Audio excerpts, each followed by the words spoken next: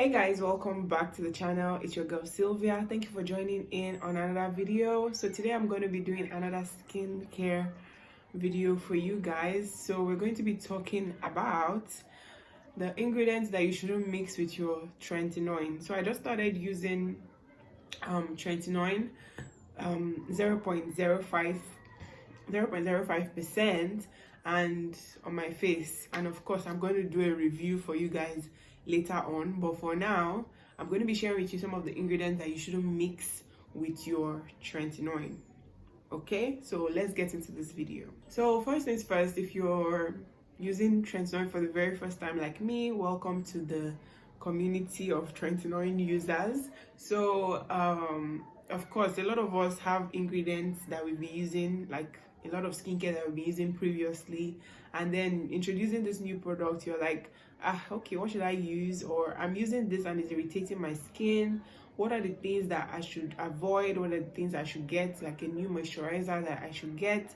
So don't worry, I'm here for you. I have done my research, and also I've made some mistakes myself while using this product, so I'm here to share it with you guys. So the first thing we should avoid, you have products that have vitamin C.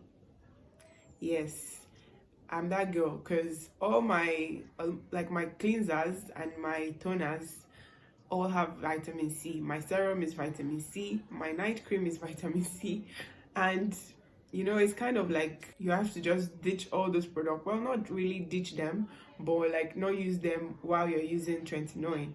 So because it's going to irritate your skin. The good news is that if you're using low percentage of vitamin C in your product, your skin might not really notice, but if your product has like a high percentage of vitamin C, just discontinue use for the time being when you're using Trentinion. So if you use Trentinion 3 times a week, you want to, you know, switch up your vitamin C maybe like the other day when you're not using it, so that way it doesn't irritate your skin. So another thing you should avoid is salicylic acid, which is my second cleanser. You know, Clean and Clear. I had to stop using that because you can't use 2 main ingredients on your face. Trentinion gets to, like, it gets irritated on your skin easily if you're using the wrong product. So stay away from all those, your salicylic cleanser and all that stuff. Another thing is AHAs, which are your glycolic acid, your lactic acid, a lot of all those acids that we use to exfoliate our skin. You want to stop using those things. For me, it was my chemical peel, so I had to stop using my chemical peel while I'm using Trentinion. So you might be wondering, like, what can I use? I can't use vitamin C, I can't use AHA, I can't use BHA. What can I use? Well, you want to gravitate towards milder ingredients. So the first one is niacinamide. So you want to get a moisturizer that has niacinamide in it. Niacinamide helps protect the skin barrier, and also, guys, I have to read sorry, and also it helps reduce the tolerance. Like, for example, it helps with the retinol Trentinion tolerance. So what that means is that it will help you know, if you use Trentinion on your skin, it's going to start, I think they call it the purge. And also using niacinamide moisturizer will help reduce that irritation, help your skin tolerate the retinol usage better. Okay, so the next one is the hyaluronic acid. So this one is good for hydration. So it helps you with hydrating your skin. So while you're using your Trentinion, it also improves your moisture barrier. So basically it helps with hydrating your skin, because Trentinion dries you out. If you don't know this, it does dry your skin out. So you want to use a ton of moisturizer, okay, on your skin.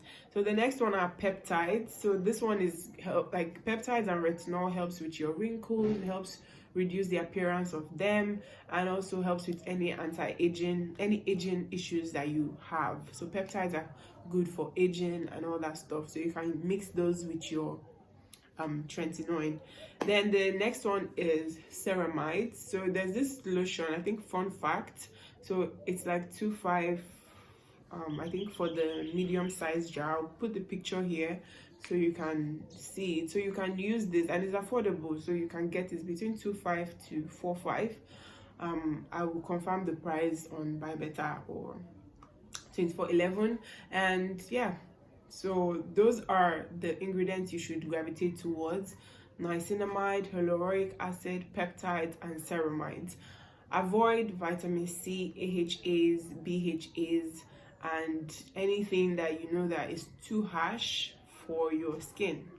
Okay, so a lot of you might be asking, can I use kojic acid and use my Trentinion? The thing is, you can, but the sensitivity is going to increase your skin sensitivity towards the to sun, sorry. So you want to use your